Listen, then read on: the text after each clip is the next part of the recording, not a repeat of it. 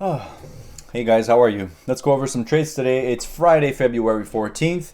I traded Roku, Nvidia. They both had earnings reports yesterday evening. So there was some nice volatility this morning to trade with. I also traded Lyft, and we'll go over these trades real quick. So here's the pre-market levels for Roku. As you can see, this morning's high was 153.50-ish, and the low was 148.57. You got it. Okay, so we're watching these levels first thing as it can go either direction. My bias was both ways. So I said, if we start pushing above these resistances, most likely we're going higher. Shorts are going to start panicking. And if we start going below this pre-market support, 148.57, most likely shorts are going to take advantage of it and longs are going to take some profits. All right. So very nimble in the sense that I'm long above a certain level, I'm short below another level. Okay. So let's go over what happened first thing. So we moved lower, caught the support, bounced right away, moved higher. I went long on this fourth candle for first long entry, took some profit, and then I held the rest. And I said I'm going to place my stop below the low of the day at that point. Okay, so I was bullish to start the day. Then, after getting a bit more info from the market, you can see here we're 1, 2, 3, 4, 5, 6 candles in a row consolidating below this pre-market support level, which was 148.57. So that in fact is a bearish signal. I'm going to get rid of this line for now as it's confusing. So bearish signal right there. You can see we're unable to close above it. And what happened after is I decided I'm going to reverse that position to being short, because once we break below this, most likely the momentum's down for the rest of the day. So that's what happened. Shorted again. I reversed the position, took the loss on the long position and reversed it to a short. And that was it. So I was covering a little bit as we were riding that momentum down. Okay, so let's mark in that level we broke below because it might come in handy now. So watching, we're shorting. You can see here we bottomed out around 144.50, big volume spike, and then we kind of were a triple inside bar, still below the 4 EMA, another break below that, and then you get a huge green bar like this, which could signal shorts to start covering. Okay, so I decided to again reverse the position there. So I took the profit on the short and I went long there because that is a decent long entry, I thought, at that point after a big sell. And you can see that we got a bit of a retrace, so that was another successful long trade right there. And I was taking profit before we were hitting this resistance, assuming that the most likely scenario was going to be just a lower high and we were going to catch resistance where we had prior support. Does that make sense? So that's it. I was shorting there afterwards, and that's pretty much it. So a couple of successful trades there on Roku. I was scalping it a little bit here too, but nothing successful. So again, guys, very important to realize that when the edge is there in the market, it's not going to be there for a long time. Okay, you got to take advantage of it when it's there and get out when you have profit, or get out when you're wrong. In other words, okay. So that's Roku for you. A couple of things I want to point out is that Roku has been very, very whipsaw-y, and you need to be ready for this kind of stuff if you're trading Roku. Okay, so for example, let's say you're short and you see a green bar like this. Are you going to cover? No, because if you're short, most likely you need to keep your stop above this high. Got it? Now, here again, look, you're short and then you see this. Look at this volume spike right there on that green bar. Are you going to cover there? Wait for the close of the candle, because you can see here that the candle was halfway green and halfway a wick, which means that it was unable to close above here. But there was a moment in here where this popped extremely. Some big short position was covering or something, okay? So there you have it, folks. Very important to look at the candle closes. Don't jump the gun. You got to wait for these things to close, okay? It's important. An amateur trader would have most probably panicked when they saw this. As you can see, it even broke the high of that candle. So at one point it was up here, but it closed halfway down here, okay? The algos readjusted the price. And as you can see, after that big volume spike, we had 3 triple inside bars with no volume, basically. And then it really rolled over after that. So guys, very important to keep your bias intact and always watch more than one time frame at the same time. As you can see, I'm looking at the 1 and the 5. For the most part of the day, the 5 was unable to close above that EMA down here. So that was my reference point for having a short bias.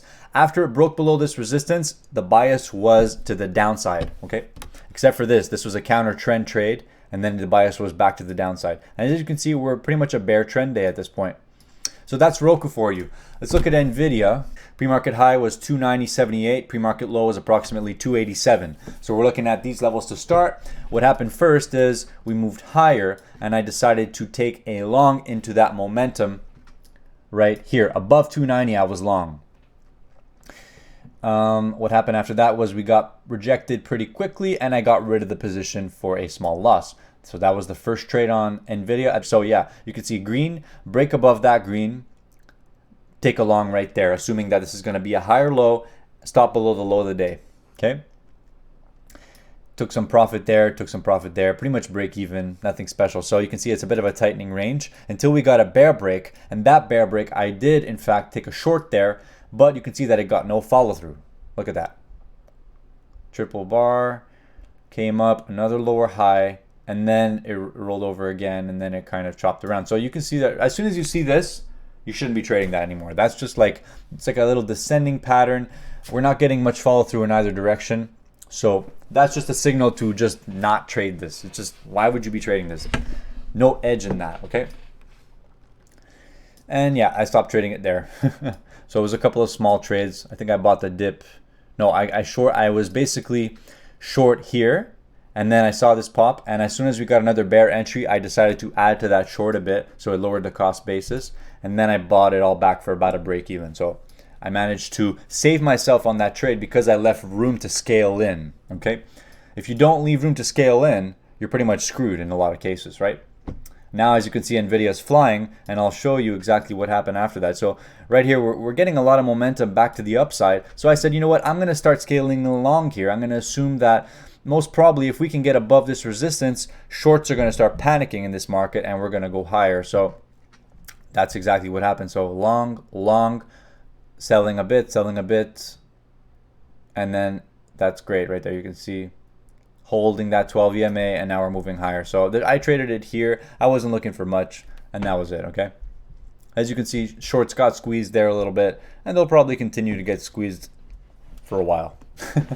All right, last trade of the day. Let's look at Lyft. Lyft was a really nice trade, so let's look at this. There was nothing pre-market. We were just selling. I was just looking at this thing selling for the most part of the day. You can see we got a few nice bounces here. So big sell, little bounce, kind of higher low and higher high, then it faded, got sold into afterwards. After it broke the low of the day was over, you can see big volume, big selling volume there. People are giving up, people are shorting it. And look at this, this is an absolute bloodbath. Whenever I see this, I look for one thing, and I'll tell you what it is. Look, constantly holding that 4 EMA.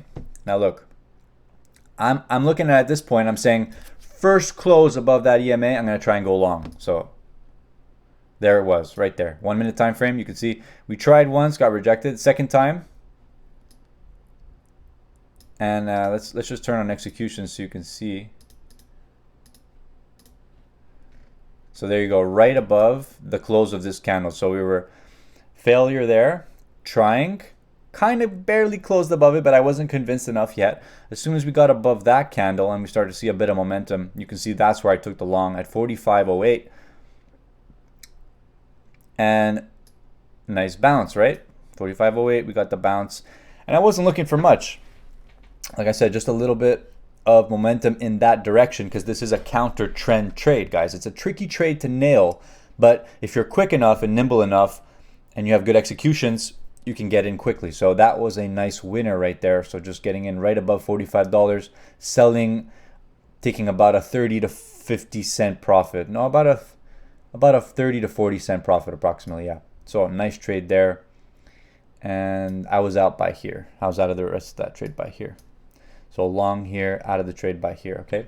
That's it, guys. I hope you enjoyed this trade review. And I want to just talk briefly about the importance of paper trading and the ups and downs of paper trading.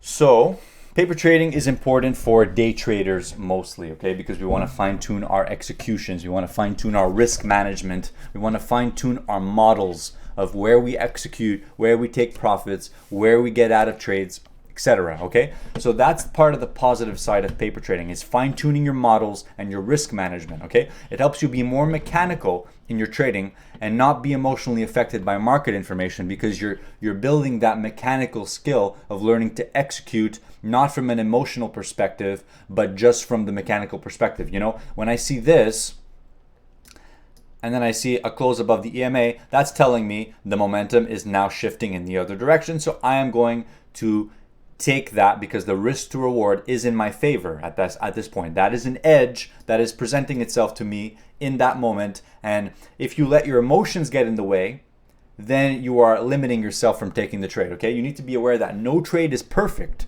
There's no such thing as a perfect trade because every moment is unique in the market. Okay, so paper trading can help you to overcome some of these things. Now, the negatives of paper trading is basically the fact that there's obviously less emotional stress. There's no emotional attachment to the money you're trading because it's fake money. Okay, so that would be the potential downside to trading. So the only positive would be essentially fine-tuning your models and getting that mechanical skill mastered. Okay, now another negative about paper trading is that, especially if you're trading with a bigger paper trading account, you can use what I like to call a get out of jail free card, which is essentially when you have, let's say you have 5 losing trades in a row, and then on the 6th one, you're more convinced that it's a stronger edge. On the 6th one, you can kind of go 10 times bigger on the position. And that's what I call a get out of jail free card, because in that one trade, you can make back those 6 losses if it's a winner, you see? So that's why it's basically easier to go against your risk management formula in a paper trading account. But in reality, you can't do that in a real account, okay? So ups and downs of paper trading. I am for paper trading, absolutely, for day traders. It is absolutely essential to practice in a simulator. And it's so sad that the majority of traders start trading with way too much money and not knowing what they're doing. I'm one of them. When I started, I had no idea what I was doing, trading options and losing tons of money eventually, right? So that's it. All right, guys, I wish you a great weekend. And if you like these videos, please give it a thumbs up, subscribe. And we're going to be talking a lot more about trading psychology and about the big things in trading. Take care, guys. Enjoy yourselves. Bye.